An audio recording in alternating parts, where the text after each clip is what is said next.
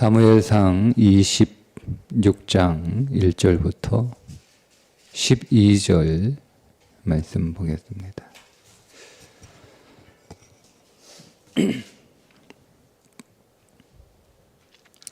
10사람이 기브아에 와서 사울에게 말하여 이르되 다윗이 광야 앞 하길라 산에 숨지 아니하였나이까 하매 사울이 일어나 10광야에서 다윗을 찾으려고 이스라엘에서 택한 사람 3,000명과 함께 10광야로 내려가서 사울이 광야 앞 하길라 산 길가에 진치니라.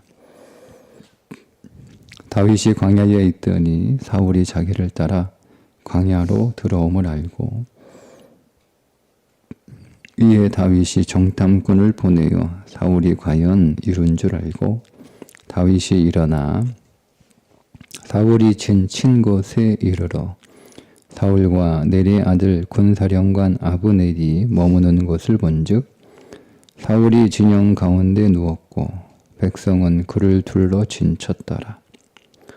이에 다윗이 햇사람 아히멜렉과 스루야의 아들 요압의 아우 아비새에게 물어 이르되 누가 나와 더불어 진영에 내려가서 사울에게 이르겠느냐 하니 아비새가 이르되 내가 함께 가겠나이다.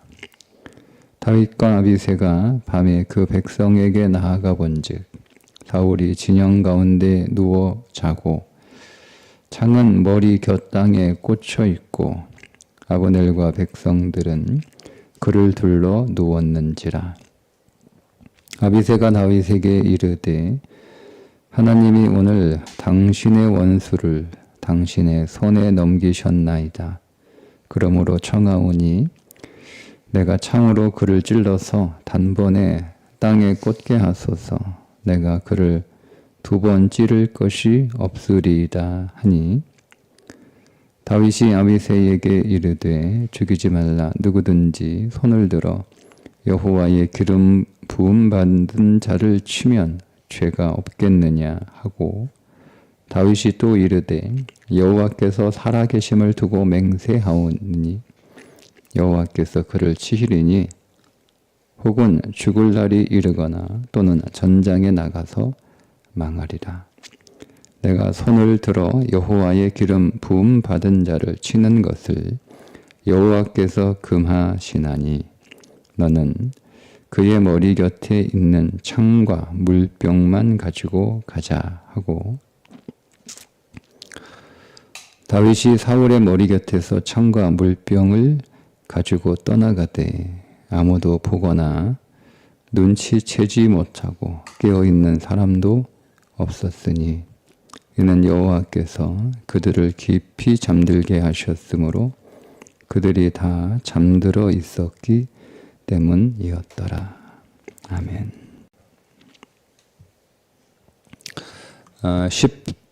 10사람들이 다윗을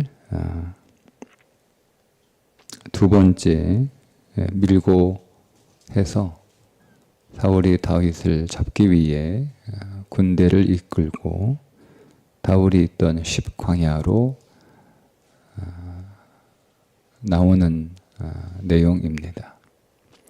10사람들은 다윗이 속한 유다 지파 사람들인 거죠. 같은 지파에 속한 사람이 다윗을 두 번이나 밀고 가는 것을 통해 여러분 우리 인생에 진짜 우리를 대적하는 존재는 나 자신이라는 사실입니다. 우리는 다른 사람이 나를 불행하게 만든다라고 생각하지만 사실은 나를 불행하게 만드는 사람은 나 자신입니다. 누구도 나를 불행하게 만들 수 없습니다. 나를 불행하게 만들 수 있는 존재는 나 자신입니다. 우리가 겪고 있는 사람들이 우리를 고통스럽게 한다고 해서 그가 나를 불행하게 만든다라고 우리가 생각을 하는데 사실은 나를 불행하게 만드는 존재는 나 자신입니다. 그래서 우리를 고통스럽게 만드는 자를 여러분 우리가 미워할 필요가 없어요. 그 자체로 나를 불행하게 만드는 일이기 때문에 그렇습니다. 그는 그의 할 몫을 하는 거예요. 그의 역할이 내 인생에서 혹 고통을 준다면 그의 역할은 내 인생에서 고통을 주는 게 그의 역할입니다. 하나님이 그를 그렇게 내 인생 안에서 그 역할을 하도록 내 곁에 세우신 거예요. 그러니까 그가 나에게 고통스러운 일을 겪게 할 때 그걸 내가 하나님의 선물로 받을 건지 아니면 불행으로 받을 건지는 내가 선택하고 내가 반응하기에 따라 달라지는 거지, 고통을 준다고 해서 그가 내게 악을 행하는 자가 아니고 내게 기쁨을 준다고 해서 그가 내게 선을 베푸는 자라고 할 수는 없습니다. 그 선택은 내가 하는 거예요. 내가. 그래서 나 자신을 내가 어떤 상태에 있는지 나 자신을 정탐할 필요가 있습니다. 사울이 군대를 이끌고 십광야로 다윗이 들어온 곳으로 사울도 들어왔다는 사실을 알고 다윗이 정탐꾼들을 보내죠. 여러분, 그리스도가 오늘 우리를 정탐하십니다. 가나안 땅 정탐꾼 12명이 40일 동안 정탐한 것은 나를 그리스도가 정탐하시는 것입니다. 오늘도 다윗이 정탐꾼들을 사울이 진친 곳으로 보냈던 것처럼 우리 안에 그리스도가 정탐꾼들을 보내셔서 그것들 나 자신을 이렇게 정탐하게 하십니다. 그러니까 그리스도가 나를 정탐하시고 나서 여러분 우리가 고백해야 될 것은 그리스도가 나를 정복하실 수 있다라고 하는 고백입니다. 12명의 사람들 가운데 10명은 불가능하다. 그러니까 말씀이 나를 정탐하거든요. 여러분 우리가 말씀을 이렇게 읽으면서 그 말씀이 나를 정탐하는 말씀으로 봐야 되는 거예요. 여러분 이 말씀을 가지고 내가 다른 사람을 정탐해서는 그 무슨 의미가 있어요? 내가 말씀을 가지고 다른 사람 정탐해봐야 나하고 하나도 상관없는 일이에요. 내가 다른 사람을 정탐해서 다른 사람들의 사정을 말씀으로 비추어 보고 그 다른 사람들의 사정을 여러분 내가 판단하고 그걸 필요가 뭐가 있어요? 그 나하고 아무런 상관이 없는 일이고 나에게 아무런 유익도 안 되는 일이에요.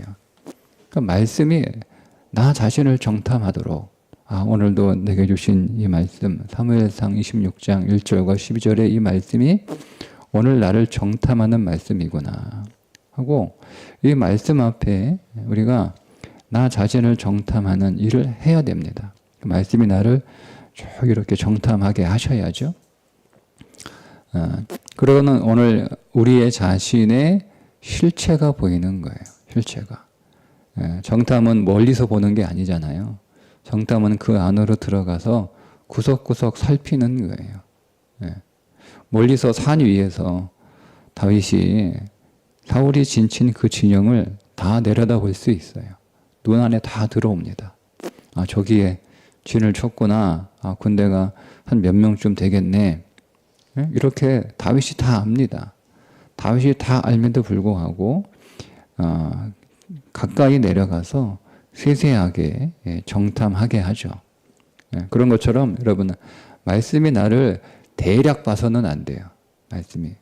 오히려 우리가 다른 사람들을 대략 봐야 되고 나는 말씀이 나를 정탐해서 자세하게 보게 해야 되는데 우리는 반대로 하는 경향이 있어서 나는 대략 보고 말씀으로 다른 사람들은 자세히 면밀하게 본단 말이에요. 그러니까 우리가 말씀을 대해도 그 말씀이 내 안에서 생명의 역사를 이루시지 못하게 하는 거죠. 그러니까 우리는 말씀으로 다른 사람들은 대략 이렇게 사실 볼 필요도 없지만 또 필요에 따라서 대략 봐야 되는 경우도 있거든요. 전혀 모르면 말씀으로 전혀 모르면 우리가 사람이 분별이 되지 않으니까 우리가 올바른 태도를 갖기가 어려워요. 그래서 우리가 분별하기 위해서 그리고 내가 믿음 안에서 잘 반응하기 위해서 우리가 다른 사람도 정탐해야 되지만 그건 그냥 대략 보면 되는 거예요. 대략. 자세히 구체적으로 우리가 그 사람을 판단하고 정죄하기까지 할 필요는 없어요. 대신 나는 대략 봐서는 안 되고 나는 면밀하게 말씀으로 내 안에 있는 모든 것들을 구석구석 봐야 됩니다. 말씀으로 나의 언어를 비추어 봐야 되고 말씀으로 나의 시선을 비추어 봐야 되고 말씀으로 나의 생각들을 비추어 봐야 되고 말씀으로 나의 감정들을 비추어 봐야 돼요. 내 안에서 왜 이런 감정이 일어나는가? 우리는 우리 안에 일어나는 감정들을 아주 당연하게 받아들입니다. 근데 여러분 내 안에 일어나는 감정들은 왜 이런 감정이 일어났는가? 우리 스스로에게 물어봐서 그 감정이 올바른 감정인지 아니면 그 감정이 잘못된 감정인지를 우리가 판별해야 돼요. 그러니까 우리는 자기 감정이 항상 옳다고 생각하는 거예요. 여러분 우리의 감정은 굉장히 많이 왜곡되어 있습니다. 우리의 잘못된 지식으로 우리의 잘못된 시선으로 우리의 잘못된 정보로 우리의 지나온 삶에 우리가 겪었던 왜곡된 사건과 경험에 의해서 우리의 감정이 만들어지는 거거든요. 그러니까 우리의 감정이 이것을 항상 옳다라고 여기는 게 아니라 너는 왜 그런 감정을 가지고 있는가에 대해서 말씀이 정탐하도록 말씀 안에서 내 감정을 이렇게 펼쳐 놓을 수 있어야 되죠. 그 감정을 말씀이 정탐하게 면밀하게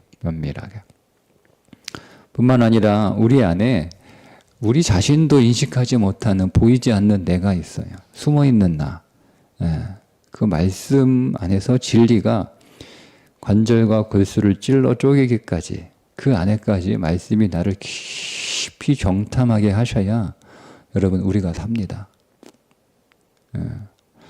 우리가 다른 사람들에 대해서는 자세히 알고 다른 사람에 대해서는 우리가 이렇게 저렇게 말할 수 있는 많은 정보들을 가지고 있으나 사실은 정작 나에 대한 정보는 가지고 있지 않아요. 나에 대하여 우리가 이렇게 저렇게 말하지 않습니다. 제가 볼 때는 굉장히 어리석은 짓입니다.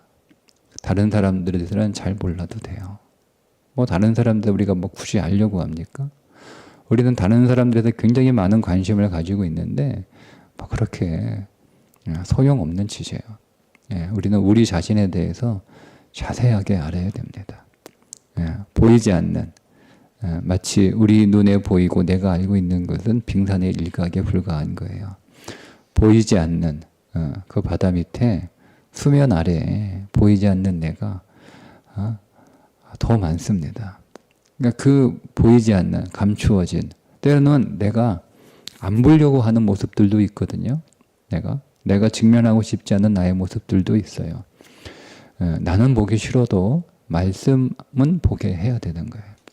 그래서 그 말씀이 나의 보이지 않는 것들까지 깊이 들여다봐서 그것들을 말씀 안에서 말씀이 나를 내 저 깊은 어두운 곳에 있는 것까지 다 조명하시도록 정탐하게 하셔야 되고 그렇게 정탐하고 났을 때 우리는 두 가지 반응을 하는 거예요. 10명의 사람들처럼 나는 안 변해. 나는 바꿀 수 없어. 나는 변할 수 없어. 나는 못 고쳐. 불가능해. 나는 그냥 이대로 살아야 돼. 나는 이대로 살아왔기 때문에 앞으로도 이대로 살 수밖에 없어. 이런 반응이 하나 있어요. 또 하나의 반응은 2명의 사람처럼 하나님이 기뻐하시면, 하나님이 원하시면 얼마든지 말씀이 나를 정복하실 수 있습니다. 진리가 나를 얼마든지 정복하실 수 있습니다. 나를 바꾸실 수 있습니다. 예. 가나안 같은 우리 안에 가나안의 7 족속이 우리 안에 살고 있어요. 가나안의 7 족속이 우리 안에 살고 있는 족속들입니다.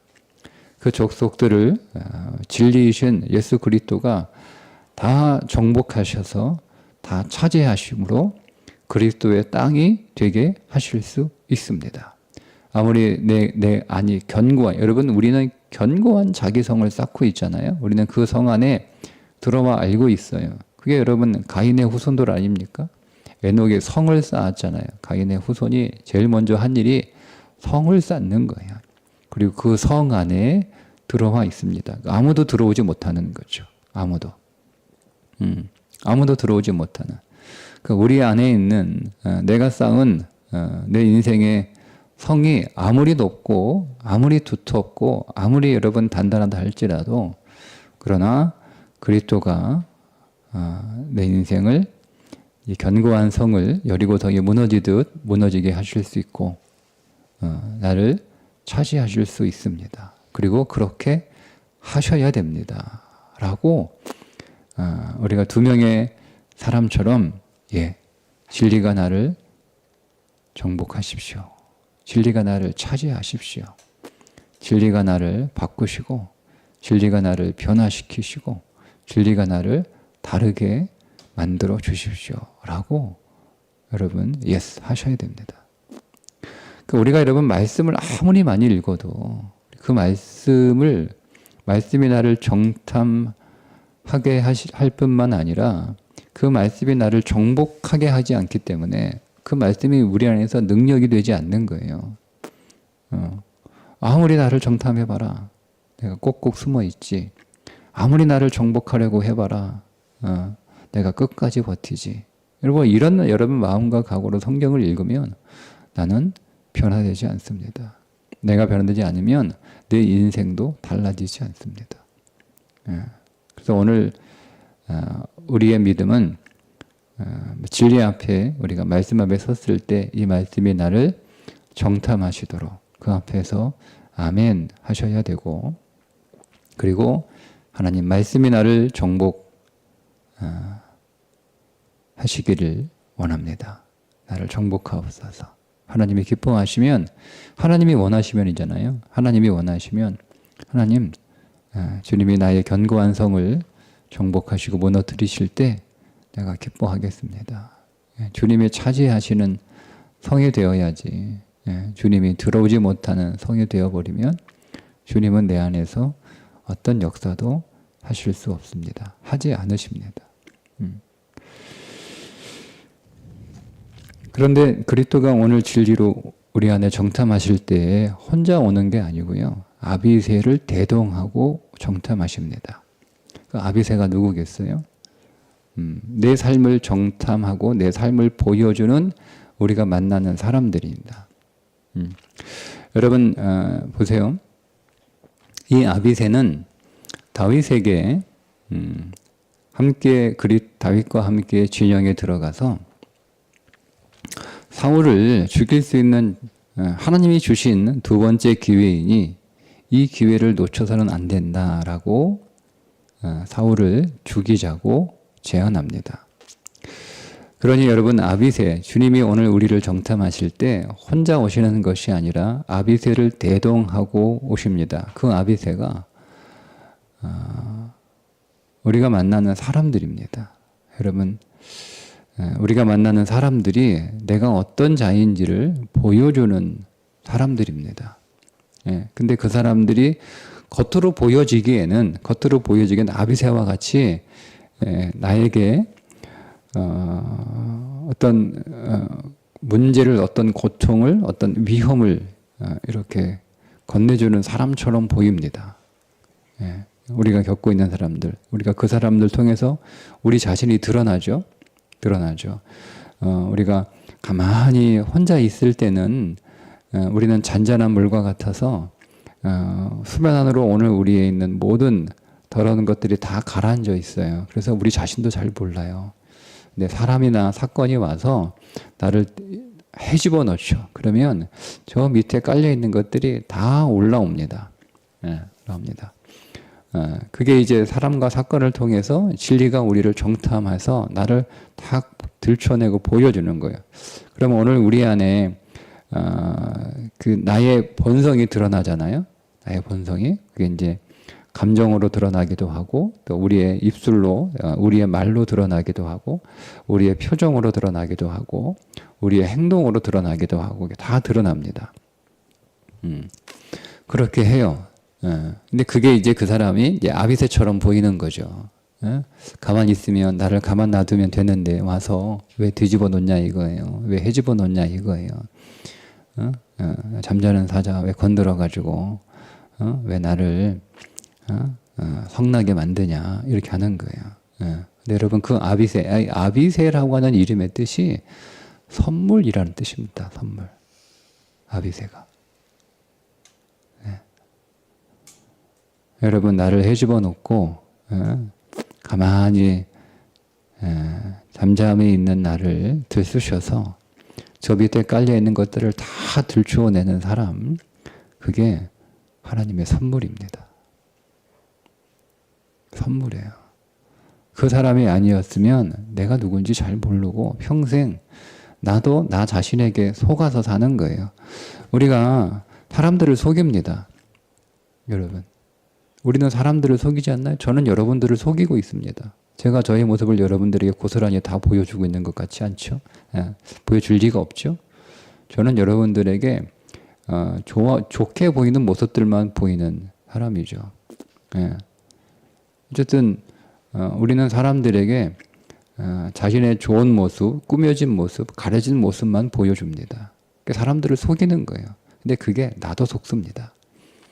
나도 속습니다. 우리는 우리 자신을 속입니다. 우리는 속고 있어요. 근데 그런 나를 드러나게 하는 존재가 아비새거든요. 그래서 나를 공격하고 나를 해하려는 사람인 것처럼 여러분 보이지만 사실은 그리스도가 대동하고 온 선물입니다. 아비새. 선물의 아버지라는 뜻이거든요. 선물이에요, 선물.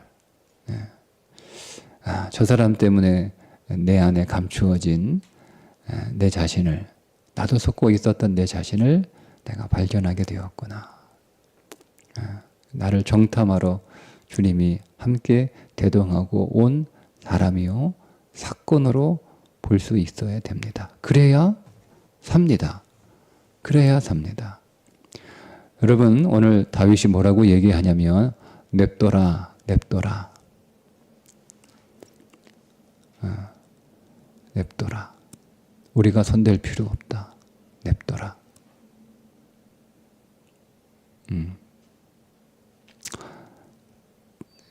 수명이 다해서 죽든 전쟁에서 죽든 어차피 죽는다.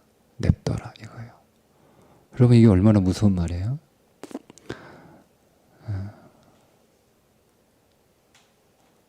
사울이 다윗이 한번 엔게디 동굴에서 엔게디 그 광야에서 자기를 죽일 수 있었으나 죽이지 않고 살려주는 것에 대해서 눈물을 흘리면서 감동하고 내가 왜 이렇게 살았는지 왜 이렇게 하는지 후회합니다. 근데 여러분 그것이 사울을 변화시키진 않잖아요. 그건 회개가 아니에요. 회개는 돌이켜야 되는 거예요. 돌이켜야 되는 거예요. 그리고 이번에도 이제 다시 다윗이 두 번째 사울의 물건들을 가지고 나오거든요. 이게 당신 곁에 당신이 두고 둔 당신의 물건들이 아니냐. 내가 간밤에 당신이 자고 있는 사이에 당신 앞에 갔었다. 내가 당신을 죽일 수 있었으나 이것만 가지고 왔다. 나를 깊숙이 들어와서 내가 어떤 존재인지 진리가 우리에게 말씀하실 때 거기에 우리는 굴복해야 되거든요. 받아들이고 그리고 돌이켜야 돼요. 그래야 살아요. 그래야 살아요. 그렇지 않으면 우리는 오늘 다윗이 얘기한 대로 수명에 다해서 죽거나, 그러니까 때가 돼서 죽거나, 전쟁에 죽거나 어차피 죽는다라는 거예요. 예. 하나님이 오늘 우리에게 기회를 주시는 거예요. 말씀이 오늘 우리를 정탐하심으로 내가 믿음으로 하나님 앞에 나아갈 기회를 주시는 거죠. 하나님 나를 정탐하시고 나를 정복하옵소서. 그래야 내가 삽니다. 그렇죠? 가나안 땅이 젖과 꿀이 흐르는 땅이라 할지라도 그리스도가 정복하지 않으면 여부수 그 가나안 7족 속으로 드글드글하는 사망의 땅이요, 저주의 땅이요, 어둠의 땅이요, 불행의 땅입니다. 그렇게 살다가 끝나는 거예요. 끝나는 거예요.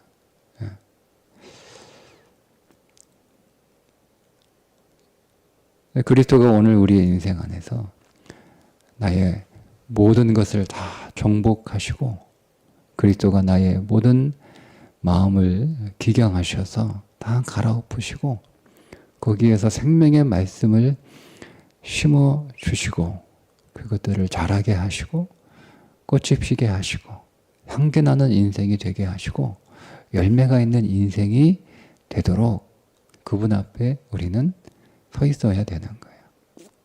근데 여러분 우리가 견고하게 빗장을 걸어 잠그고 절대 내 안으로 들어오실 수 없습니다. 내 삶에 관여하지 마십시오. 내가 알아서 할 테니까 나는 이렇게 살아왔고 이렇게 살아갈 것이니까 나를 바꾸려고 하지 마십시오. 해버리면 여러분 우리 안에 우리가 스스로 땅을 갈고 우리가 스스로 심고 우리가 스스로 자라게 하고 해서 피운 꽃들은 나만 보기에 아름다운 거지 다른 사람들이 보기엔 아름다운 게 아니에요. 나만 보기에 먹기 좋은 거지 다른 사람들은 먹을 수 없는 열매를 맺을 수밖에 없어요. 그러니 매일 말씀이 나를 정탐하시도록 그 말씀 앞에 겸비한 마음으로 서 있어야 됩니다. 그리고 그 말씀이 나를 정탐하시고 내가 너를 정탐해 보니 너의 상황이 이렇다라고 말씀하시면 맞습니다. 옳습니다. 제가 그렇습니다. 하나님, 당신이 원하시면 제가 바꾸겠습니다. 당신이 말씀하시면 제가 변하겠습니다. 여러분 이렇게 기도하셔야 됩니다. 그래야 그리스도가 경작하시는 동산이 됩니다. 우리의 인생이. 우리 인생이 동산이 됩니다. 다윗이 할 수 있지만 하지 않잖아요. 사울에게 선택권을 줍니다. 내가 당신을 끝낼 수 있다. 끝낼 수 있다. 그러나 당신이 스스로 끝내라. 하나님이 오늘 우리에게 기회를 주시는 거예요. 하나님이 하실 수 있어요. 하나님이 왜 못하시겠습니까? 억지로 강제로 하나님이 나를 왜 못 바꾸시겠어요? 하나님이 억지로 강제로 그분이 나를 다르게 살게 왜 못하시겠어요? 하실 수 있어요. 여러분 오늘 우리의 환경 하나만 하나님이 건드려 놔도 우리는 우리 마음대로 못 살아요. 우리 환경에 끌려갈 수밖에 없고 상황에 끌려갈 수밖에 없어요. 하실 수 있어요. 하나님은 오늘 우리들에게 기회를 주시는 거예요. 내가 할 수 있지만 내가 끝낼 수 있지만 내가 스스로 끝내라. 그게 인격이에요, 여러분. 인격. 그러니까 인격은 한편으로는 굉장히 감사한 것이지만 또 한편으로는 또 굉장히 무서운 거예요. 왜요? 책임을 내가 져야 되기 때문에 그렇습니다. 그러니까 누구도 탓할 수 없는 거예요. 내가 이렇게 살고 있는 책임은 그 누구의 책임도 아니에요. 어떤 환경의 책임도 아니에요. 내가 선택한 나의 책임입니다.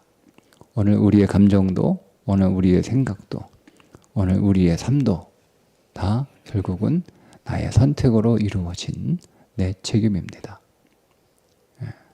그러니 오늘 말씀 앞에서 다시 한번 믿음으로 우리가 다시 깨어 잠자지 말고 깨어 하나님 오늘도 말씀으로 나를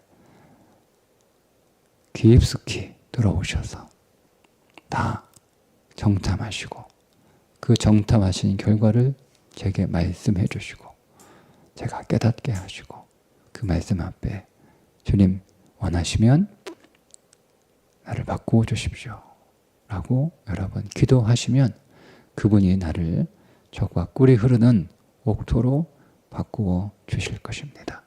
그 안에서 여러분 정말 모든 사람을 먹일 수 있는 아름다운 열매 꼭 맺으시는 하나님의 동산 되시기를 주님의 이름으로 축복합니다. 기도하겠습니다. 하나님께서 세우신 이 아름다운 동산이 오늘 우리의 고집스러움으로, 오늘 우리의 완고함으로, 오늘 우리의 어리석음으로 주님이 경작하지 않도록 내가 스스로 경작하겠다고 교만과 욕심을 부린 모습들 고백합니다. 주님 오늘 말씀 앞에서 아멘하며 주님 오늘 정탐하여 주시고 우리에게 깨우쳐 주시고 우리는 하나님이 정탐한 것을 우리들에게 알려주실 때 주님 원하시면 제가 순종하겠습니다. 이렇게 믿음으로 오늘도 더 아름다운 동산으로 만들어져 가는 인생 되게 해 주옵소서. 예수님의 이름으로 기도합니다. 아멘.